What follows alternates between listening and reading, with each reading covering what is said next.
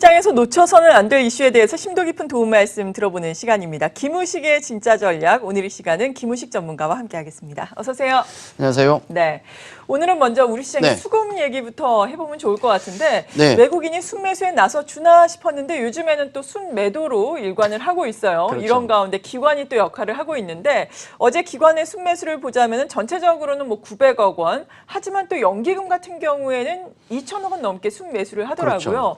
요즘 연기금의 역할이 상당하던데요. 이러한 수급의 변화에 대해서 어떻게 평가를 하고 계세요? 예, 뭐 최근에 그 시장 흐름을 보면 하루 종일 나온 얘기가 국제유가 얘기라든지 그렇죠. 또 뭐 FMC 회의, 또 어제부터 돼지 또 관련 질병 얘기 나오고 하루 종일 네. 그 얘기입니다. 우린 좀 다른 얘기를 해보죠. 방금 말씀하셨던 예. 수급 얘기가 되겠는데 결국은 수급이 뭐 시체 말로 깡패라고 얘기하지 않습니까? 그렇죠. 그게 다거든요. 그 결론적으로 이제 그 답부터 말씀을 드린다 그러면 최근 시장 방금 말씀하셨다시피 기관이 주도를 하고 있는 게 분명하죠. 네. 어제도 그랬었고 특히 연기금 쪽에서 주도하는 흐름이 굉장히 강합니다. 우리가 알고 있는 기본적인 패턴은 이제 외국인이 주도하는 시장은 이제 지수를 이끌고 가는 장이 되겠고 외국인이 그렇지 못하고 이끌지 못하고 기관이 이끌게 되면 지수도 지수지만은 종목 장세가 나온다는 거죠. 여기에 오늘 포커스를 맞춰서 말씀을 좀 드리려고 하는데 연기금의 매수세가 어제도 그랬고 상당합니다. 굉장히 좀 가파른 흐름을 보이는데 그림을 좀 보면서 말씀을 좀 드리죠. 네. 올 한 해 동안 2019년 연기금이 어떤 그 순매수 추이를 보였나라는 것인데 여기 빨간색 선을 보시면은 거래소에서 외국인의 매수하는 흐름이 되겠고 파란색 선은 코스닥에서 연기금이 매수하는 흐름입니다. 근데 네. 이제 한 가지 좀 그 참고하셔야 될 점은 여기 연기금 순매수 추이라고 제가 그 엑셀로 해서 수치를 뽑아서 그림을 그려온 건데 네. 한 가지 문제는 뭐냐면 이 연기금이 아니라 정확하게는 연기금 등입니다. 등. 여기에 국가 지자체가 포함이 되어 있거든요. 아, 예. 국가 지자체라 그러면 딱 하나밖에 없어요. 큰 것은 우정사업본부가 여기에 들어가 있는데 네. 이게 지금 어느 정도 우정사업본부가 들어가 있는지는 우리가 구분을 못해요. 왜냐하면 우정사업본부 같은 경우는 차익을 많이 하는데 그 포지션 노출을 굉장히 꺼려 했었고 연기금도 사실 연못 속에 고래지 않습니까? 자기의 포지션을 노출되면 다 보거든요. 그렇죠. 시장 참여자들이 굉장히 힘들어 했습니다. 그래서 연기금과 우정사업본부를 합쳐서 지금 데이터를 발표해요. 그러니까 이 차트 안에는 우정사업본부도 들어가 있다는 점을 좀 참고를 하시면 좋겠는데 최근에 차익거래가 많이 죽었다는 걸 감안하면 그래도 연기금이 이 안에 대세다라고 보시면 네. 되고 또 연기금 속에는 국민연금과 뭐 사학연금, 공무원연금 등등 있겠지만은 그 중에서도 국민연금이 가장 크다라고 생각하시면 될 것 같습니다. 지금 올해 들어서 거의 뭐 한 7조 가까이를 매수를 했어요. 특히 이제 아주 짧게 보면 한 8월 정도부터 해서 거의 4조 가까운 굉장히 가파른 연기금의 매수세를 보여주고 있고 아래쪽에 이제 코스닥도 보시면 올 한 해 동안 놓고 보면 거래소 매수 금액의 한 10분의 1 그러니까 한 7천억 정도를 매수했는데 이 규모만 놓고 본다 그러면은 굉장히 크죠. 왜냐하면 지금 외국인 같은 경우가 좀 돌아섰으면 좋겠는데 좀채 돌아서지는 않습니다. 네. 뭐 여러 가지 이유가 있겠지만 환도 좀 진정이 됐고 여러 가지 상황이 나쁘지 않은데 그럼에도 불구하고 외국인이 매수를 안 하고 있는 이유 그건 상식적으로 생각해 볼 때 우리 기업들의 실적이 문제가 아닌가. 실적 추세는 떨어지고 있고 그다음에 지금 주가는 올라가고 있지 않습니까? 그러다 보니까 밸류가 우리가 사실 예전 과거와 비교해서 아주 싸다라고 누구도 자신 있게 말을 못해요. 네. 그러다 보니까 외국인들은 계속 관망세를 보이는 게 아닌가. 약간 매도 관망세에 가깝죠. 그래서 연기금이 이끌고 있는 뭐 기관이 이끌고 있는 장인데 정확하게는 연기금이 이끌고 있는 시장이다. 그렇게 보시면 맞을 것 같고요. 그러면 연기금이 지금 무엇을 사고 있는가를 보시면 조금 힌트를 찾을 수가 있는데 네. 그림을 좀 보죠. 2019년 올해 연기금이 거래소에서 어떤 종목을 매수했는가를 좀 살펴보니까 누적 매수입니다. 대표적인 종목이 1위로 많이 사는 게 거의 한 8천억 가까이를 매수했는데 삼성전자, 이해되시죠? 뭐 그렇겠구나. 현대차, 3위 셀트리온, 네이버 쭉쭉쭉 SK하이닉스 가서 끝에 12위는 이제 포스코입니다. 위쪽에 숫자가 나와 있는데 여기 이제 그 뭐 1, 3, 7, 4 나와 있는데 이거는 시가총액 순서입니다. 아, 그러네요. 예. 예. 그러니까 삼성전자는 시가총액 1위로서 기관 연기금이 가장 많이 산 종목이 되겠고 현대차를 2위로 많이 샀는데 시가총액이 3위예요. 그다음에 세 번째 셀트리온은 시가총액이 7인데 세 번째로 많이 샀습니다. 그러니까 대충 보시면은 포스코 끝에 보시면은 시가총액이 9인데 11호 많이 샀거든요. 그러면 대충 연기금은 시가총액 기준으로 해서 높은 놈을 많이 샀구나라고 볼 수 있습니다. 거의 맞거든요. 근데 이제 중간에 보시면은 카카오라든지 네. 이런 종목은 좀 특이하죠. 시가총액 랭킹가 27인데 지금 순매수 상위 7위까지 올라와 있거든요. 이런 건 시가총액에 비해서는 특이하게 많이 샀구나라고 우리가 체크를 할 수 있는데 요런 몇 개 SK텔레콤, SK이노베이션 특히 카카오 정도를 제외한다 그러면은 대충 연기금은 뭘 많이 샀습니까? 그러면 그냥 시가총액 높은 거 순서대로 샀습니다. 그 얘기는 자금을 집행했다 그러면 거의 인덱스 펀드 쪽으로 자금을 배분했다. 그러니까 시장을 통으로 긁어 사는 거죠. 그래서 거래소에서는 연기금이 인덱스 형태로 긁어서 샀다 그렇게 보시면 될 것 같고 코스닥이 사실은 좀 주목해 봐야 될 부분인데요. 원래 연기금이 코스닥에서 뭘 매수했는가를 살펴보니까 1위가 에코프로 BM입니다. 2차 이제 전기차 관련주죠. 그렇죠. 그다음에 SFA가 2위가 되겠고 반도체, 원익 IPS 역시 반도체. 그다음에 이제 바이오 중에서 셀트리온 헬스케어가 4위로 올라옵니다. 쭉 가서 10위로 많이 샀던 것은 SK 머티리얼즈 소재에 관한 관심이 높아졌기 때문에 그에 대한 매수세가 최근에 많았죠. 자, 이런 걸 감안하면 1위 에코프로 BM부터 해서 SK 머티리얼즈인데 특징적인 건 에코프로 BM이 코스닥 시장에서 시가총액 20위입니다. 상당히 밑에 있죠. SFA 같은 경우도 12위예요. 원익 IPS 13위. 뭐 네페스 같은 경우 상상인 첨보 이런 종목들은 랭킹 40위권입니다. 그리고 NHN 한국사이버결제 같은 경우도 8번째로 많이 샀는데 랭킹 시가총액 72위입니다. 그러니까 셀트리온 헬스케어라든지 그다음에 메디톡스 요 정도를 제외하고 얘들이 이제 1위부터 6위까지죠. 이 정도를 제외하고는 시가총액 상위 종목군을 그렇게 많이 안 샀어요. 그러니까 우리가 상식적으로 생각해 볼 때 네. 거래소에 있는 종목들은 시가총액이 높은 종목군들이라고 생각하면 대부분 다 실적도 좋고 또 덩치도 크고 재무 건전성도 높고 대충 그 그렇죠. 순서가 맞아요. 예. 근데 코스닥에 넘어오면 그게 잘 안 맞습니다. 아시지 않습니까? 그러다 보니까 연기금은 코스닥에서는 인덱스 형태로 산 게 아니라 종목을 집중적으로 어떤 개별 종목을 공략하는 식으로 샀구나. 아마 이런 흐름들이 지금의 어떤 종목 장세를 만들고 있는 중심 세력이 아닌가라고 보셔야 될 것 같습니다. 해서 뭐 거래소에서 우리가 뭐 연기금을 참고해서 뭘 산다 그러면은 그냥 시가총액 상위 종목군을 사면 되는 것이고요. 코스닥 쪽이라든지 개별 종목을 사고자 한다 그러면 연기금이 구체적으로 뭘 사는지 좀 뜯어볼 필요가 있다. 네. 이걸 좀 말씀을 좀 드리겠고 결국은 지금 코스닥 시장에서 움직이는 종목군들을 주도하는 것은 섹터별로 주도하는 것은 기관이 그렇게 하고 있다라고 보시면 거의 맞을 것 같습니다. 그리고 또 하나 이제 중요한 것은 순환매가 계속 돌아가는데 요 사이클을 한번 좀 보시면 지금의 시장을 우리가 좀 파악을 할 수 있는데 이 차트 자체는 8월부터 9월까지 이어지는 코스닥 지수입니다. 그러니까 8월 초 저점부터 해서 지금까지 꾸준하게 생각보다 많이 올랐거든요. 거의 100% 올라왔어요. 꽤 많이 올랐는데 그 사이에 움직이는 어떤 종목군 섹터가 있는데 그 전부 작년부터 해서 돌아갔던 그 섹터가 주요 섹터가 뭐냐면 뭐 전기차, 바이오, IT 중국 관련주, 엔터주, 경협주 이런 종목들이 계속 돌아갔었거든요. 네. 그 패턴이. 근데 거의 죽었었다가 8월 초부터 다시 돌아갑니다. 이게. 8월 초에 제일 먼저 돌아갔던 게 전기차 관련주들이 그때 급등이 나왔었거든요.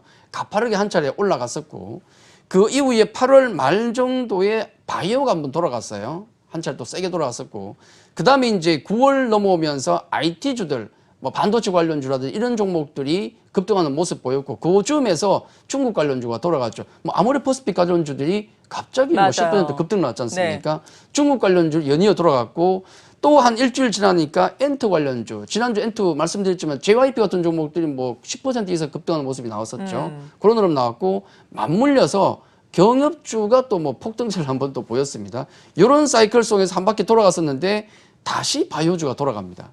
한 바퀴 돌았다는 얘기죠. 네. 다시 돌고 있거든요. 거기다가 지금 바이오가 돌아가면서 함께 돌아가는 것은 어제 보시면은 원전 관련주가 돌아갔어요. 맞아요. 또 돼지열병이 갑자기 또 나옵니다. 이게 왜 갑자기 지금 나왔을까?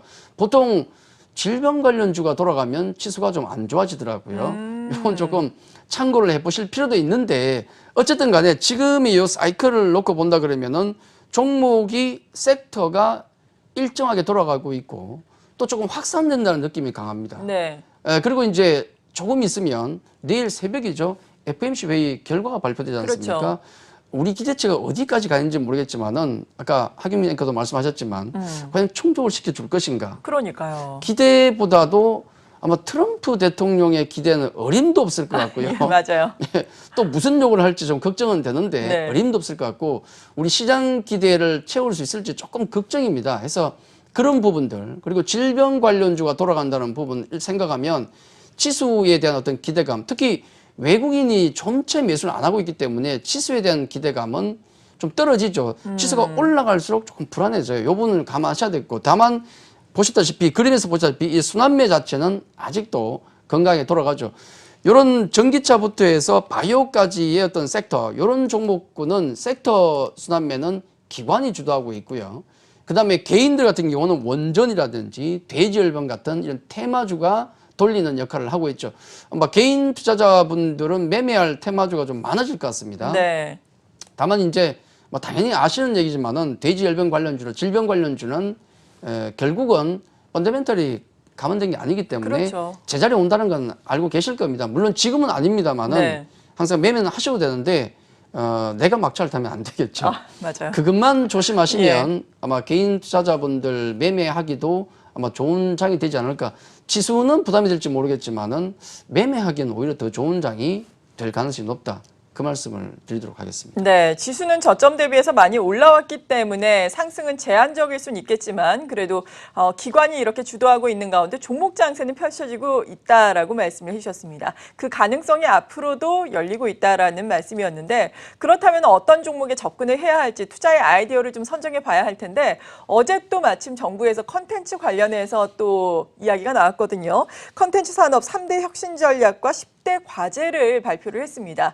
2022년까지 1조 원 이상 정책 금융을 또 추가적으로 지원한다라는 것을 발표를 하기도 했는데 사실 엔터라든지 컨텐츠주들 최근에 상당히 부진했잖아요. 그렇죠. 상당히 또 희망을 줄 수 있는 이야기예요. 어느 정도까지 상승 동력을 이에 따라서 키울 수 있을까요? 네, 뭐 정부 정책에 맞서지 말라고 했습니다. 예. 맞서서는 안 되죠. 또 되도록이면 따라가는 게 좋고. 네. 근데 사실 너무 믿고 가는 것도 문제입니다. 그건 뭐 미국도 그렇고 우리도 그렇고 너무 믿고 가면 또 뒤통수를 맞을 수 있으니까 그건 감안은 하셔야 되겠고요.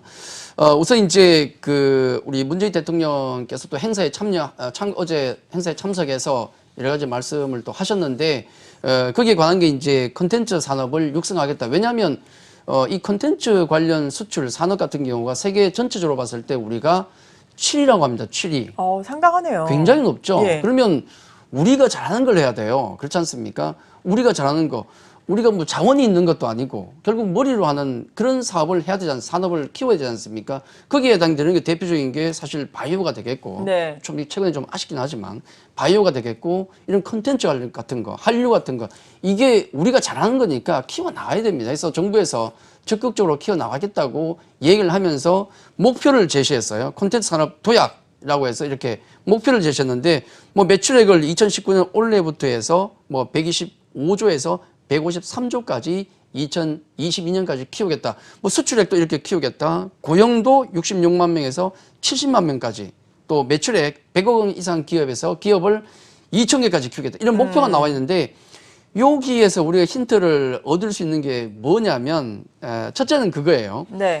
2022년까지 한답니다.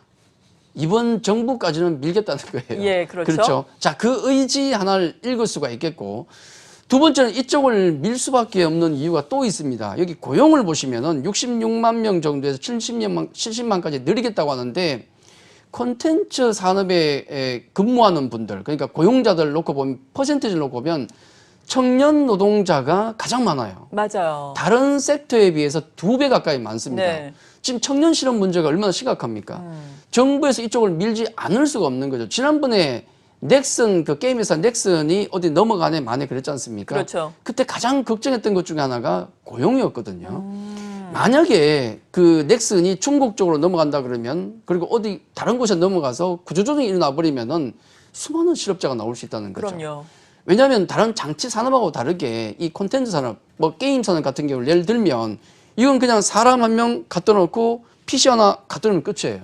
예. 그렇지 않습니까? 사람 하나에 PC 하나, 사람 하나에 PC 하나. 이게 다 하는 품으로 하는 거기 때문에 뭐 콘텐츠 산업 같은 경우는 대부분 다 어떻게 보면 사람을 인력으로 하는 노동이 집약된 거거든요. 그래서 고용을 생각한다 그러면 대단히 우리 정부에서 중요하게 봐야 될 어떤 그런 섹터가 아닌가 해서 아마 이번 정부까지는 계속 밀어붙일 가능성이 높다 해서 이 섹터 같은 경우는 관심 있게 좀 봐야 될 것 같고요. 그리고 이제 아까 말씀드렸다시피 3대 전략 10대 과제라고 했는데 네. 굉장히 글이 많죠. 굉장히 좀 복잡하게 많습니다. 자잘한 글자가 있는데 그냥 간단하게 말씀드려서 그냥 잘했으면 좋겠습니다. 그렇게 말씀을 예. 좀 드리겠고 어떻게 보면 좀 3대 전략과 10대 과제가 나와 있는데 좀 추상적이에요. 굉장히 추상적이고 이렇게 하겠다라고 나와 있는데 하나 이제 그 과제 중에서 10번을 보면은 지속 가능한 한류를 위한 문화 기반을 확산시키겠다. 네. 굉장히 중요한 내용입니다. 그렇죠. 근데 그걸 하기 위해서는 지금 한 가지 우리 정부에서도 꼭 해야 될 게 하나가 있는데 네. 지금 일본과의 어떤 갈등 관계 요건 조금 이제 물론 이건 일본이 도발한 문제이기 때문에 일본이 이거는 당연히 반성을 하고 제가 보기엔 바꿔야 됩니다. 어쩔 수 없어요. 어쨌든 그 관계 개선을 위한 노력은 필요하다. 양국에서 요 부분이 굉장히 좀 중요한 내용이 되겠고요. 해서 이제 우리가 좀 관심을 가져야 될 섹터가 어디냐면 하나 보고 넘어가죠. 그림 예. 안 봤으면 큰일 날 뭔가요? 뻔했습니다. 아까 콘텐츠 산업 관련해서 이제 수출 비중을 하나 봐야 되는데 이거 중요하네요. 예, 굉장히 중요하죠. 예. 우리 그 콘텐츠 산업이 글로벌 전체를 봤을 때 7이라고 얘기했던 것 가장 큰 이유는 여기에 있습니다.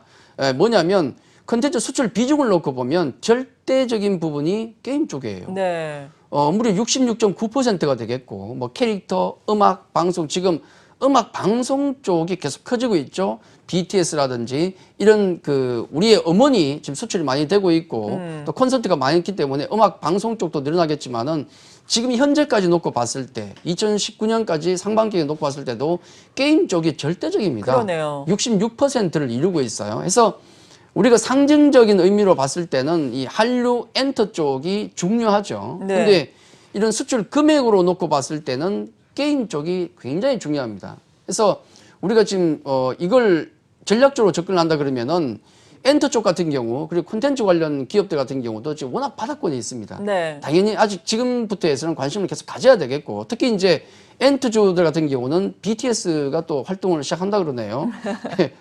참고하시면 좋겠고 예. 그리고 콘텐츠를 제작하는 기업들 같은 경우도 괜찮아요. 왜냐하면 웨이브라고 지금 그 지상파 방송하고 또 SK텔레콤하고 OTT 기업을 만들었지 맞아요. 않습니까? 거기다 CJ ENM도 또 OTT 기업을 만들었어요. 이건 네. 콘텐츠 제작 기업들에게 굉장히 좋은 구조로 가고 있고 게임 산업 관련해서는 제가 보기에는 최소한 뭘 보장받았냐면 어제 행사에 누가 갔습니까? 김택진 NC 사장, 또 방준혁 의장, 네. 게임사 사장들이 다 갔어요. 예. 그 얘기는 최소한 게임에 있어서 규제는 없다. 요게 굉장히 중요하거든요. 그래서 게임 업체 중에서는 수출 비중이 높은 앞으로 수출을 많이 할 어떤 그런 기업 쪽에 관심을 가지면 좋겠다. 엔터 콘텐츠 제작 그리고 게임 관련 기업들 이런 기업들에게 충분히 관심을 가져야 될 시점이 아닌가 지금도 그렇게 말씀을 드리겠습니다. 네, 이렇게 종목 장세가 펼쳐질 것으로 예상되고 있는 가운데 우리가 또 아이디어를 찾을 수 있는 컨텐츠와 관련한 이야기를 좀 해봤습니다. 마지막으로 오늘장 전략을 제시를 해주신다면요.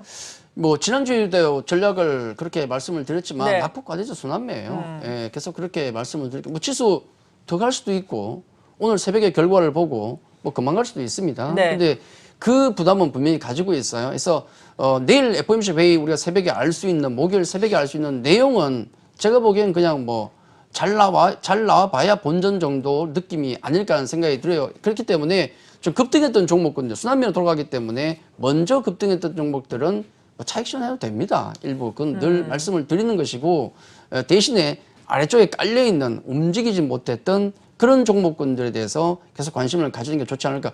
그런 종목이 안 움직인다고 해서 멀리하실 필요는 없어요. 네. 어차피 순환매장이기 때문에 다 돌아갑니다. 해서 가지고 계시면 되는 것이고 또 테마주가 지금 좀 정신없이 돌아가고 있는데 테마주는 앞서 잠깐 말씀을 드렸지만은 언젠가는 자기 집을 찾아갑니다. 제자리 그렇죠. 가거든요. 예. 그렇기 때문에 단기로 뭐 매매를 안 할 필요는 없습니다. 매매하셔도 되는데 단기로 왜냐하면 내가 막차 타면 안 되니까 막차 타지 않기 위해서 단기 매매로 충분히 접근하시면 되지 않을까 그렇게 말씀을 드리겠습니다. 네, 오늘 이렇게 김우식의 진짜 전략, 시장에 놓쳐서는 안 될 이슈에 대해서 분석을 해보면서 오늘장 전략까지 들어봤습니다. 지금까지 김우식 전문가였습니다. 감사합니다.